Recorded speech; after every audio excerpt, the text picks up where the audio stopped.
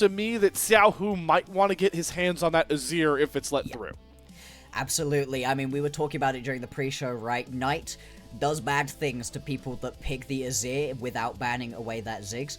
So it makes a lot of sense to just take that one off of the board. The Nico as well, going to sit on the bench as well. Yeah, you can just grab yourself the Azir first of all right here. It would signal a bit more of a later game scaling, team fight orientated composition, something that Weibo have been exceptionally good on, and so I do think this is a pretty good first pick to grab. Now in terms of playing into it, you could grab almost anything into the Azir. Most of the champions at the top tier of the meta are just absolutely fine into it, and Orianna if you just kind of want to chill in the lane and also go for that team fight style. Oh, I mean, this will just be... I've been talking about mid lane really quickly. Mid lane. I will say it would be really cool if Knight locks in the Akali to try and answer this here. Okay. Bloxxer, this is my two loves in League of Legends coming together. My favorite champion, my favorite AD carry, my favorite AD carry player. How poetic. Viper on Ezreal. He finally gets that flashy champion. Yep. Yes, he does. And this is the thing, right? In the previous game, he was exceptional on the Ashe. He managed to make the Ashe feel flashy in a lot of ways too with that snipe on the arrow, but instead he's now going to find himself with something with a lot more agency, a lot more push forwards, and we'll see what the pairing is going to be. It looks like they're potentially grabbing mid lane instead. Just going to go towards the Karma. I like this. I think you can wait longer until we get that mid lane pickup. There's no need to pigeonhole yourself right now, and getting the Karma means you've got the push bot lane, and there's no real threat into it at this point. All of the other ADCs that could have been good into a poke threat push bot lane have been taken away. Yeah, the only thing I could have thought they would respond with would maybe like try to go Corki Nami, because you would have Enchanter v Enchanter, so an engaged support wouldn't be exposed. But Weibo, once again, are opting into a red side draft where they want their whole top side finished off here. So Cassante, it's really hard to counterpick into him. Wukong is probably the strongest jungler left back up. It is a good turn here from Weibo. What does Bin want to do in response? Because there are ways to make this an advantageous matchup, but I feel like with the Scion left up, we're just going to unfortunately get into that tank v tank snooze fest. It makes the most sense, right, Bloxxer? Absolutely. This is the correct decision right here. You've already got yourself Viper sat on an aggressive yet squishy champion who's going to have a lot of threat going on towards him. Being able to just be a body blocker, get involved, is going to be really good. But even beyond that, this is now every single lane pitching into getting involved across the entirety of the map so far, right? In game number 1, you get to see a lot of roaming going on between both the mid lane and the bot lane with On. Then in the second game, you get both On and Knight moving around the map again, and then in this third game, Bin, with that ulti, can just join up quickly from fights and just play the map alongside Jun, which has been his best look. Already forming that strategy with this draft for BLG, as you pointed out, Bloxxer. Weak side, Bin on the top side, and don't need to worry about him whatsoever, and play towards your other lanes. Good ban from Weibo onto the Akali. I think the one problem with locking in your bottom lane and, you know, getting the Scion before the ban phase is I really think a Knight Akali, the way he's been playing in the series and how advantageous that is into the Azir early to mid game would have been very fun. But Knight will have to go towards something else. I think he would have liked the LeBlanc into this Azir already, so it will be something to look forward to, right? Is the fact that we have LeBlanc, Akali, and Ziggs all taken away. Those are all the champions I feel like Knight would want to try and pick into this Azir to punish it. Yeah, all of the top tier of punishing champions have been taken away through Fearless so far, so at this point you're kind of looking to go even a little bit more. I do wonder if you want to just keep sitting very far back. Something like the Hui could potentially be fun in this situation. Otherwise, Victor? There's a lot of just the very standard, the Victors, the Synders of the world, which will all just work out well enough for you. You do need some extra team fighting on your side, because Weibo right now have a full front-to-back team fighting composition forming, and if you don't have any way to disrupt that pattern, it's going to be a very tough set of fights for Bilibili Gaming. I would love to see that Syndra. I think the Scatter the Weak ability to get this Wukong off of you, maybe to catch the Azir and that Shreeman Shuffle is very valuable, and Knight is one of the best Syndra players the world has to offer, albeit also the best Syndra player the LPL has known for the many years, and he is smiling ear to ear knowing that he gets to pilot this Syndra once again. But here's Weibo answering back to that bottom lane here, Bloxxer. I think it's the only option, and they index into it fully. All right, we're going to lose lane, but we're going to try and scale out of this game.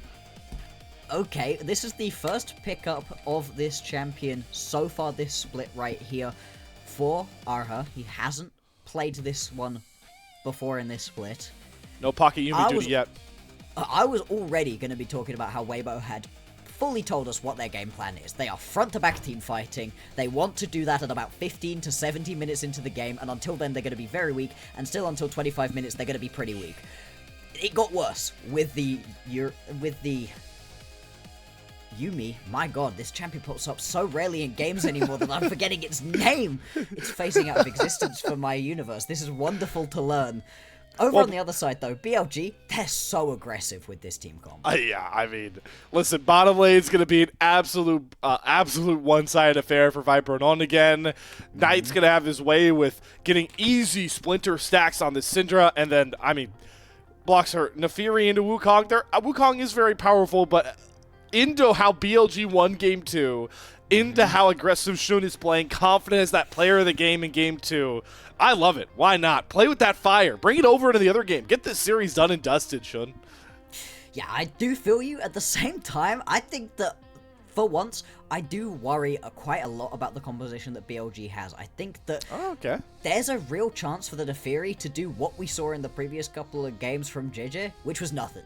If you begin to fall behind on this champion, the dog is nowhere near as strong as it was a little while ago, right? What? Yeah.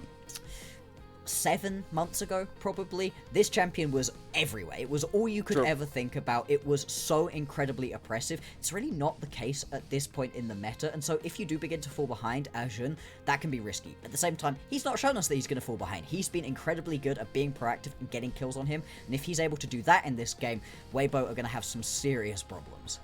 Bloxxer, this matchup, this Game 3 is going to... I'll tell you in a minute here. We got to make sure to get in those playoff Jiejos one more time. Game 3, BLG Weibo.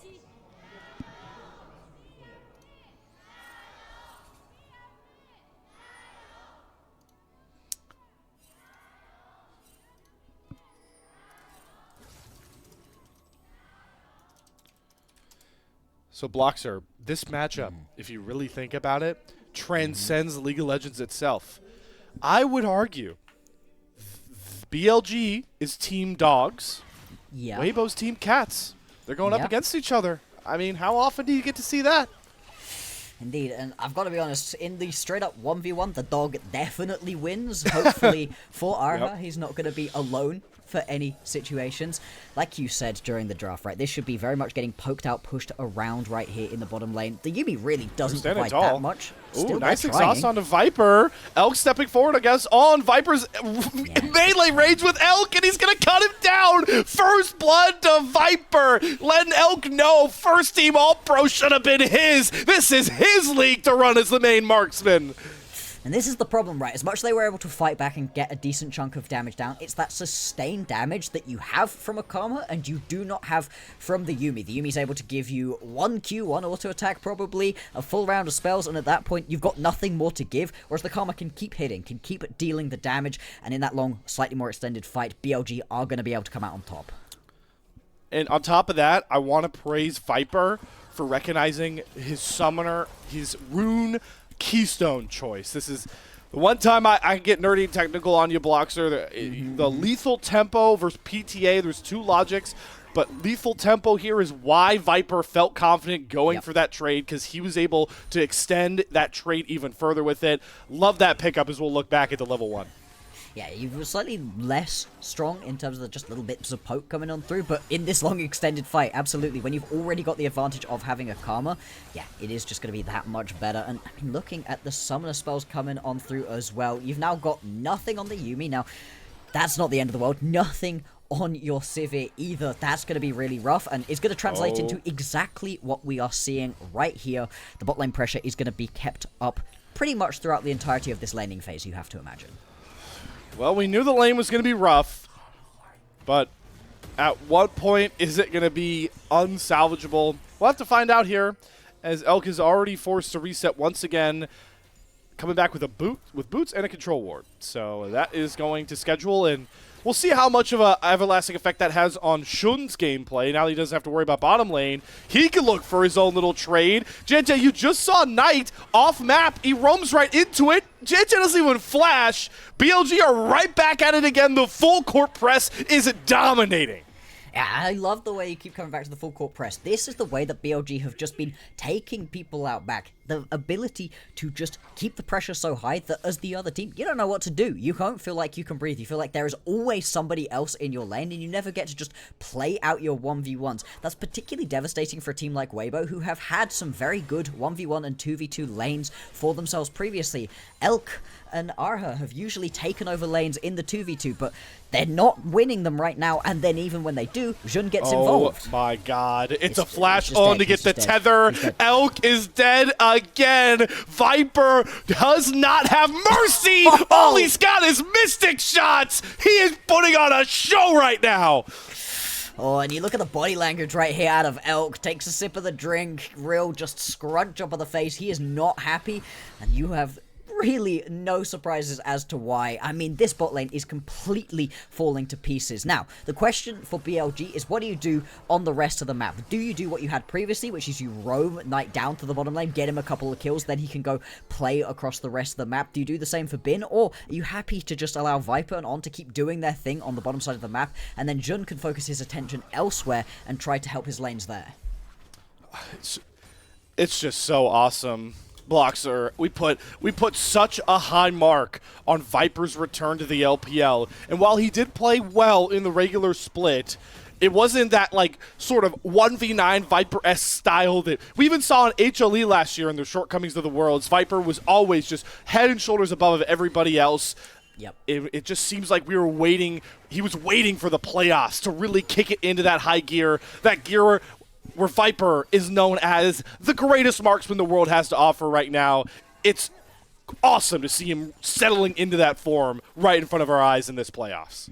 Exactly. Playoffs is exactly when you really want to be hitting that absolute peak of your momentum, and so far looking so good. As you've been saying, right, there's a dance with JDG available to whoever's able to win this series. At the moment, looking like BLG are going to be able to 2-0 and up. Jun taking himself that first Drake. All of the bottom lane pressure, all of the mid lane pressure coming on through right now means that these Drakes are going to be exceptionally easy to take throughout the early stages. Next up will be those Grubs, and we'll see how much rotation we're really going to get. Do you actually want to break all of the pressure you've got on the bottom lane from BLG and move them around the map, or would you like to just kind of keep the pressure up? I think they could just keep the pressure up bot lane and not have to worry about moving around. Just keep it pumping. That's the old adage here, and it makes Shun's game even easier. One of the things that we did get to touch on, because the Naafiri came through so late versus the Wukong. Wukong definitely wants to power farm, but a carry jungler like this Naafiri really needs stable lanes to just go constantly through clears and get to that first item quickly and then go to impact the map. So to have a Sion top side that you don't have to worry about, this is this Ezreal, and with Elk against Elk as well with On's Karma. I mean, Elk is in hell right now. He doesn't even get to walk up to his own wave. He needs to use Flash, the heal from this Yuumi, and it's going to go from bad to worse, Elk, because Knight is roaming on over. At the very least, they spotted out Knight's look onto this, but you save your life, Elk. You sacrifice, what is that, 2 full waves under your turret, not even getting the XP right now. No, you're not getting anything. No lane quest coming through, no XP sitting in your bank account, and certainly not getting any gold. They're also going to step back up again because you kind of have to force your way in here. Viper, he doesn't care that he's taking a little bit of chunk of damage. You could just keep stepping up. And this is the thing. Ezreal Karma is such an oppressive duo. You knew it was going to be a rough bot lane to play out. Picking the Yuumi was just conceding that you were not going to win this lane, but losing out on those 2 extra kills makes it that much worse. The whole rest of the map doesn't even have to worry about bot lane really at this point. You can roam people over for extra bits of pressure, but you are generating your own pressure. I don't think Viper is going to back until he has 0 mana. I think that's his plan every time, rinse and repeat. And it makes it even more impressive that he took teleport. So Elk is going to get maybe 1 wave to himself before Viper shows right back up. And he's coming back with a Hearthbound Axe and a Sheen. So already 2/3 to the way of that Trinity Force. Yep. And we're back to Shun taking over real estate as well, trying to punish Jiejie. And he'll steal away the Gromp with, with those Darkened Daggers and Smite. Jiejie now starting to get starved out on the map. We are at a torrential pace once again. BLG trying to see if they can close out this game shorter than 24 minutes, which was the Game 2 win. And maybe they'll do so with more battling. Knight is going to yoink the blue buff away, and they take it away before it resets. I mean, is this just not cyberbullying? A little bit. I mean, at this point, this has got to be miserable to try to play out for Weibo. And we were talking about their mental state. What can you do to just shake off the previous game, get into this next one? And well, so far, the answer doesn't really seem to have come to Weibo either. At this point, you can just keep the pressure up. Jun hunting forwards, pushing on ahead with this Nefiri. Nefiri got a buff to the passive this patch as well, so he's actually in a pretty strong spot. God. Jiejie, I mean, it's coming from all sides. Daggers from the top side. True shot barrage are right down Broad Street. And now the call of the pack comes out here from Shun. It forces out the exhaust from Erha just to try and protect Elk.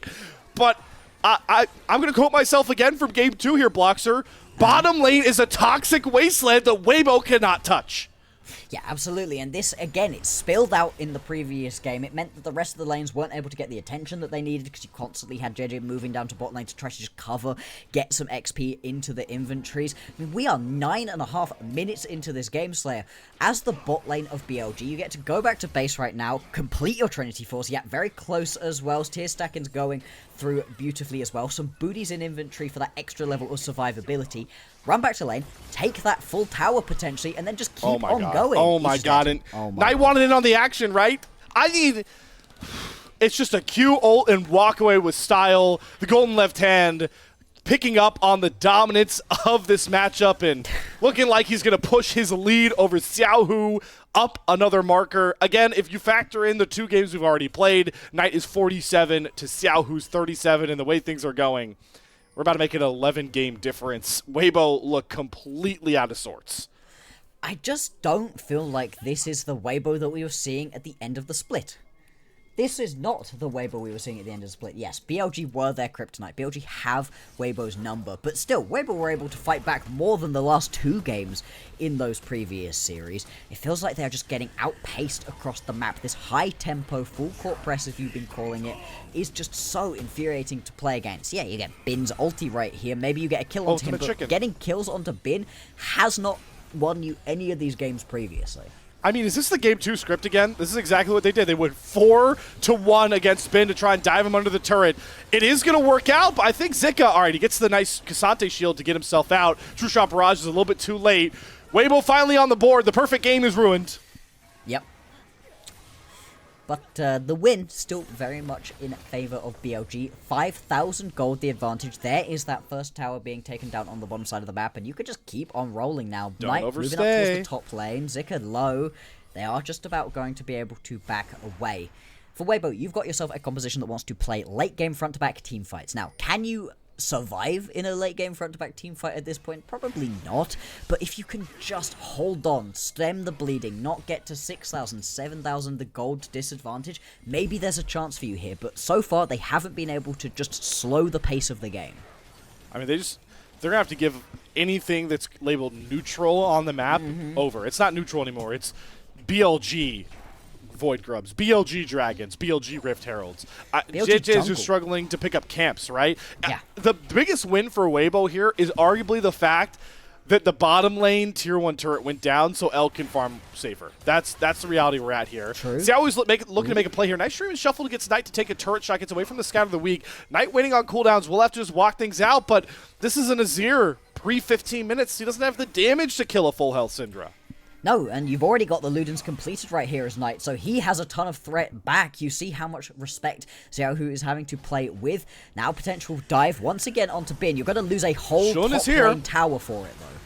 This is a very tanky Scion. They see Shun show up, and they're like, all right, we got to back out. The dog's in the area, and they can't even make that play in all this time. Viper's been working down this top lane tier 1 turret. Elk fans, look away from the bottom lane goal difference. I'm just waiting for this tower to go down to really see what it fully is. Yeah. It's a 3,000. Yeah, okay. It's going to be a 3,200 gold lead. It's going to be very close to 3,200. Bloxxer, can Weibo do this? Are they going to let them? Yeah. I mean, I think so. I don't think they're going to let him. Power top lane. Shun, please don't steal it. Oh my god, he steals it. He steals it. Oh, Weibo, man. It's a nightmare that just never ends. It's funny in a very sad way watching the player cams every time something goes wrong for Weibo because they just take a sip of their coffee. Just a sip of drink, you know. There's nothing else you can do at this point in the game. This is complete and utter domination, Slayer. I mean, I'm running out of adjectives to describe how one-sided this matchup is getting. That's the beat down the BLG are putting down right now. They've knocked out all the Tier 1 turrets before 14 minutes, and they're taking over the jungle as well. Jiejie, that dash is pretty audacious. On gets the tether. They do go all out from Zika, but On flashes away from him, and the unleash power sends Zika packing back to base. The jungle is not yours anymore, Jiejie. The lanes aren't. Nothing is, Weibo. And that is going to be the 7,000 gold advantage. Even this Sun Disc going down into the mid lane is just barely enough to keep the push from going ahead for BLG. They don't care though, they can head back towards their base, take a couple of resets, come back out onto the map even stronger.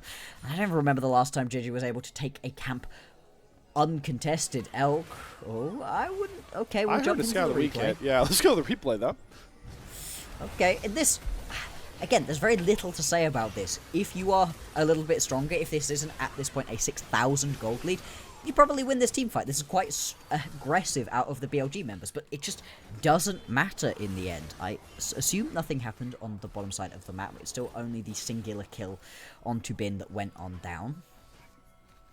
Yeah, it doesn't seem like Elk had to burn any summoners to get away from the Syndra, but it's just such an uncomfortable spot for Elk.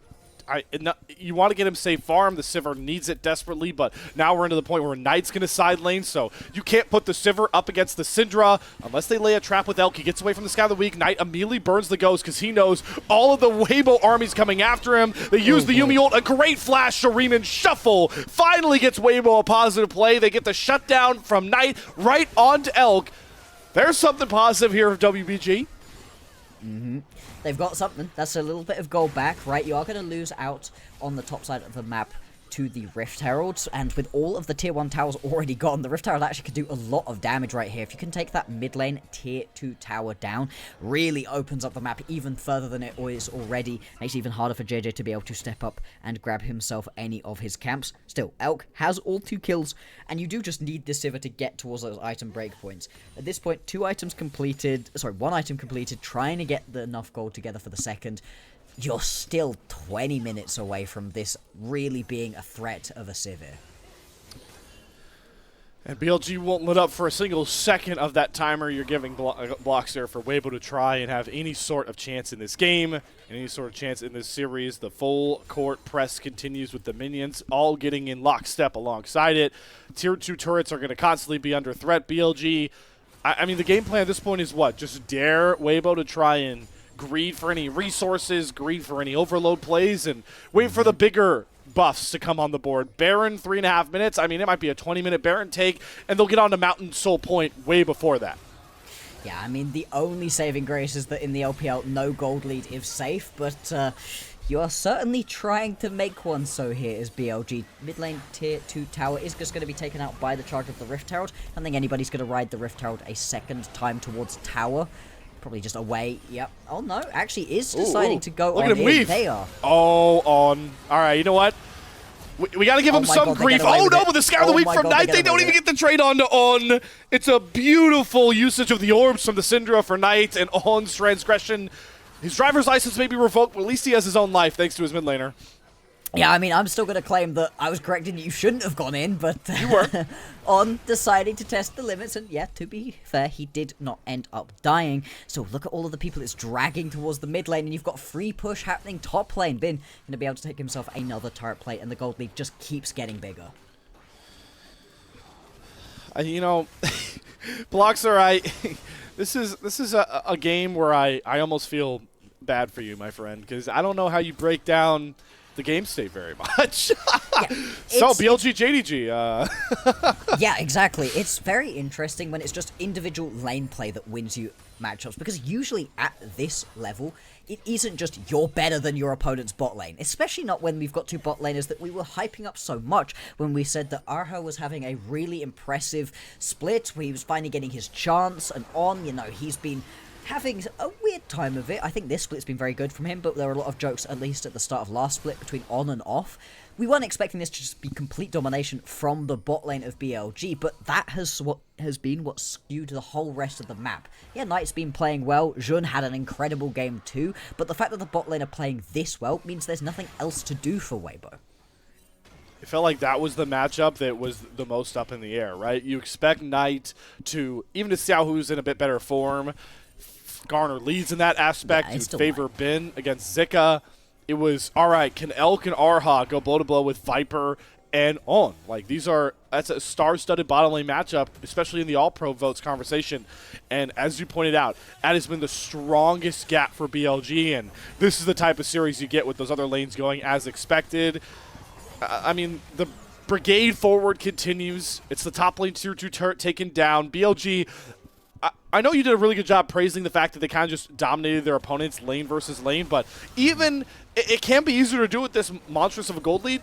Their rotations across the map to take these turrets on time is also pretty flawless. I mean, it's suffocating. This is a suffocating playstyle out of BLG. The map rotations are gorgeous, the vision setups have been gorgeous, and it's not just towards these objectives like the towers, it's everything. They've been on time to every single Drake, every single objective in terms of towers, in terms of just the individual camps. They've been tracking Jiejie through all of his camps. At this point, it feels like if Jiejie is taking one of his camps, it's because BLG decided to let him. They had something else they'd rather be doing at this point, not that he was able to do that on his own merit. So now looking forward, do we expect a Baron tick to come pretty soon here? They've got Shun clearing out enemy jungle camps on the bot side. They're looking to try and maybe knock down this last tier 2 turret, but and whenever they want, they can make a turn for this Baron. Shun maybe has an item that he wants to get in base. He'll do that soon. I mean, what do Weibo do? Is Jiejie thinking like Hail Mary Baron? He's trying to get maybe a deep flank. It's just so hard to do anything. I guess it was the latter. Jiejie is trying to go for this deep flank onto the mid lane with On and Viper, but they'll just simply slide on over to the BLG strong side, which is Knight looking to solo out Zika. The all-out does get him enough damage away from the Unleashed Power, but the Scout of the Week is so precise here, and it's an unpowered arcane shift forward from Viper that gets himself a 5th kill. Weibo trying to collect back with a big flank from Jiejie, but another scatter is going to chunk Jiejie down to about half. He doesn't even get the Cyclone out. Knight cuts him down to size with 1 Q. Xiaohu doesn't even get to arrive to the party. Elk is getting body blocked here from Bin. And there's just nothing Weibo can do to break this titanic wall that is Bin and BLG behind him. Domination once again. Absolutely shouldn't. Even just going to be pushing through the mid lane right now, making sure the pressure is high and that Weibo can't try to step back out of their base again. That felt like the moment for Weibo where they could potentially have rotated quickly enough, but BLG, with all of their vision across the map, knew that the rotation was coming, were able to assemble the troops together and fight on back. And Knight, we talked about how the Syndra was going to be really fun with the Scatter the Weeks as an anti-engage tool, but he has been a sniper with it on both the offensive and defensive side. And you're starting to see Knight showing off why a lot of these mid laners have been taking ghosts in these games, right? The fact that he can just maneuver around this all-in from Zika. Ooh, pick on to Knight himself from Jiejie. Here's a 400 HP shield here from On. I got you, buddy. And Viper will come in to finish off that kill. Jiejie down, and even if he was up, I think BLG go for this Baron. Now it's Baron's death warrant has been signed. Absolutely it has, and you're just going to have to try for some kind of miracle steal right here as Weibo. I don't know if you can even just afford to concede it still. With Xiaohu down on the bottom side of the map, do you have the numbers to try? What can you throw over? One boomerang to try to steal this one away? I mean, maybe. We're trying to circle on to BLG now. Xiaohu teleport off to the top side. They're going to try and go after Viper. Let's see how slippery he can be on this Ezreal, because Zika has him cornered. The all-out pulls Viper over the wall. He flashes back over, and Xiaohu will finally find that kill. They get rid of the big Viper, and it's Xiaohu that does pick up that second kill. They sacrifice Elk and Erha to do so, but for now, Weibo do stop the Baron play. Yeah, and you wait long enough for Jiejie to be able to get back up and available and dissuade any further aggression towards the Baron. I like that from Weibo. You had to do something, and I really like the big flank that you got right there out of Xiaohu. Even though he wasn't able to really turn it into major damage dealt at the initial part of the fight, it split Viper off from his buddies far enough to finally be able to get that kill. And that was a massive shutdown, a ton of gold picked up right there by Xiaohu, exactly who you want to be getting ahead. So they do get 2 items onto this Azir. Elk is getting towards about 3.5. So we're starting up the building blocks of having that composition scaling into factor. Elk will get away from Shun looking for that flank on the Nefiri. the game has slowed down a bit, but the problem here for Weibo is the alarm clock is going out on Mountain Soul that will really ruin things, and then of course the Baron Dance can always come back through for BLG, but for now, with all the control on this bot side, they are going to get an uncontested 24-minute Mountain Soul. Yeah, and I mean, what can you even slightly do about it? The Mountain Soul as well, I feel like is one of the better souls you can get here as BLG. The fact that you've now got yourself that extra level of survivability. Viper barely died in that previous team fight. With the Mountain Soul, he might well have not. And that just makes things even harder for Weibo, who are still floundering in this game. The previous game, how long did it last? Was it 24? It was 24. It was like 24 and change. So we are going to go for a longer game unless it ends like right now. Which, I mean, Shun's looking for it. Maybe. No. Yeah. Hey, I forgot. We have to fight over a red buff, Weibo. Let's get that in order. I guess we already did in game 1, so we don't have to do it in game 3 here. But Slayer, that fight over red buff, where it felt like Weibo could potentially have gotten back into that game. Was that the end of the Like series? a lifetime ago. Yeah, that was the end of the series. Erha decides to go in and fight around a red buff. He dies. They get outpaced bot lane. Jiejie dies, and the series was well and truly done and dusted at that point. I mean, it's going to take a miracle intervention right here for Weibo to be able to fight back in this one. Oh boy, they're taking the Baron on one side. I thought they might look for a play there on to Elk, but Bin will just stand tall in the mid lane with about 10 bajillion HP. Now he's looking to turn with the Unstoppable Onslaught. The Baron's going to be picked up. Beautiful ult into the scatter combo. The Storm Surge gets the kill there down on to Jiejie. And now the slows are starting to stack. Elk pops the Ghost. The ultimate needs the final chapter from the Yui with a Scatter the Weak. Finds its mark again from Knight. And down goes Elk. Goodbye to your first team All-Pro 80 carry. But that was in the regular season. The postseason is a whole different beast. And Shun is ready to play in the playoffs for BLG.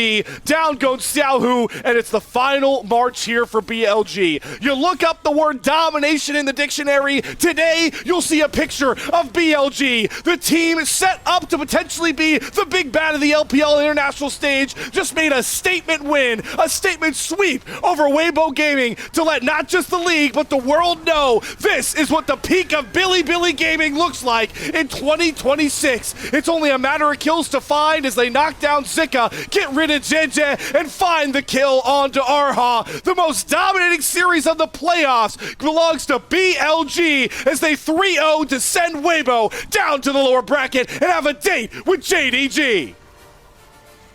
This JDG BLG matchup is going to be insane. It's going to be such a fun matchup to watch. But we said that about this matchup, and game 1 sure did deliver. Game 1 was crazy. It ends with a flank into the base from Bin. And we're like, okay, this is going to be a banger series. Awesome. Weibo never returned from the dressing room between games 1 and 2. They never stepped back onto that stage. They got their butts handed to them twice in a row. And it felt like BLG, whilst they had to try in the initial 5 minutes, once they had that lead, they never let back. They never let up once they had Weibo in their grasp. I mean, it's just like, what I say in the end of game 2, right? Bloxxer was like, I didn't want to get too far ahead of myself. It was like the sort of ceremonious moment potentially for this BLG team. The combination of their aggressive play style from 2025 that, you know, obviously won them a split 3 championship. You made them one of the more dominating teams in the LPL.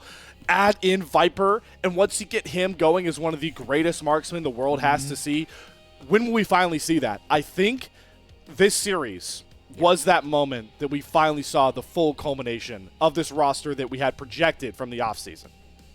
Absolutely. This was this whole roster coming together in such a gorgeous way. Now, how much of it was that Weibo just fell out of their form? How much of it is that BLG are Weibo's kryptonite at the moment? We'll have to wait and see until their next matchup.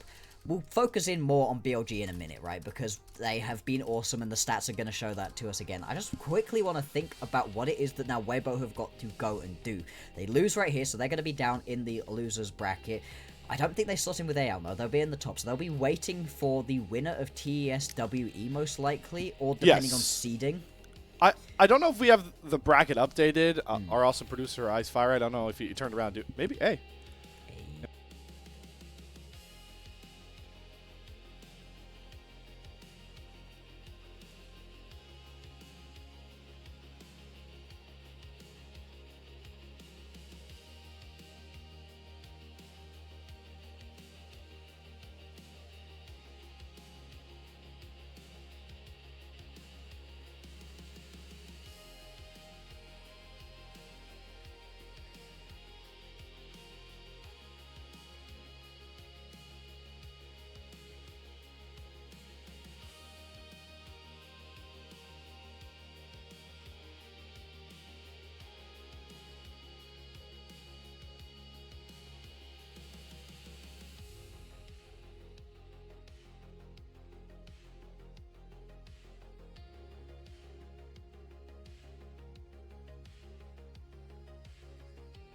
focus guys at that point, because the previous matchup, Weibo looked great. Obviously, they're beating up on a much less impressive opponent overall, so you're expecting them to win.